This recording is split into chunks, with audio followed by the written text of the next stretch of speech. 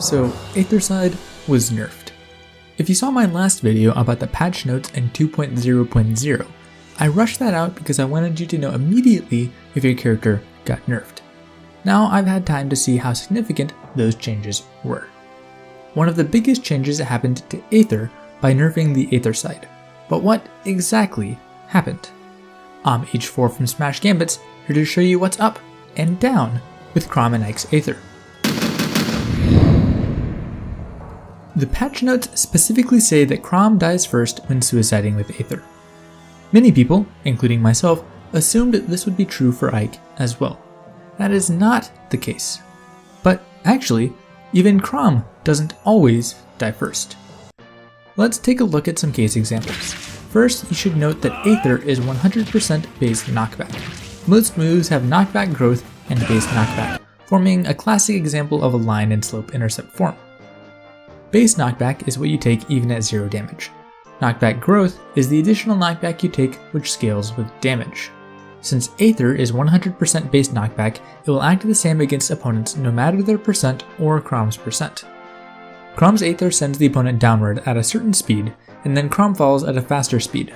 So for a certain amount of time, the opponent is below Chrom.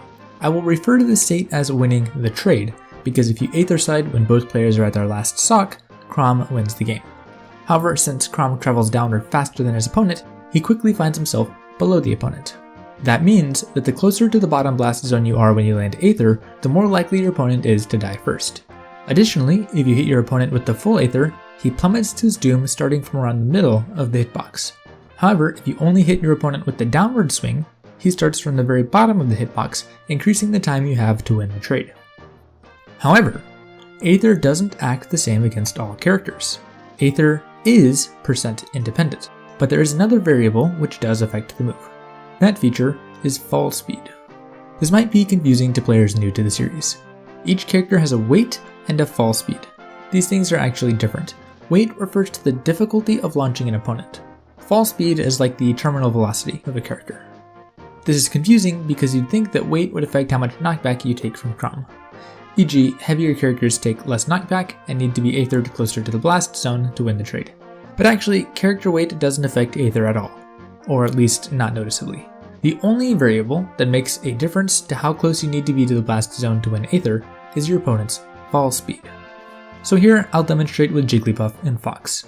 These characters are actually both lightweight, but Fox has the fastest fall speed in the game, while Jigglypuff has the lowest fall speed.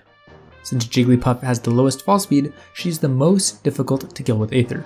You need to be very close to the blast zone to kill her first. Fox, on the other hand, is the easiest character to kill with Aether. However, this maximum height that you can kill with Aether is still below the training room stage.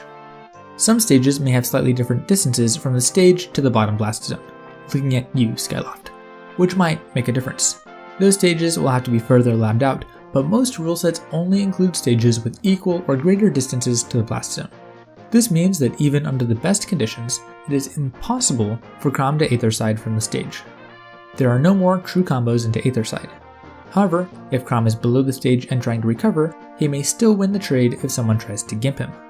Note that on Battlefield, which has a very high distance between the stage and the blast zone, this window may be very small.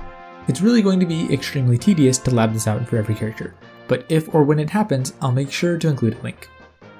But for the majority of the cast on Battlefield, I think Chrom will need to Aethercide near the max range of his recovery to snap to ledge, so edgeguarding him will still be easy. It's a free pressure until he's recovering very low, and then you can just stand on stage and poke him when he comes up. This might mean Chrom will want to start banning Battlefield. Okay, enough about Chrom. What happened to Ike? Well, basically the same things apply, except Ike's Aethercide works on the entire cast at every height he can jump to. So, unless you get launched up super high and you're going for a YOLO Aethercide near the top blast zone against Jigglypuff, the Aethercide still works.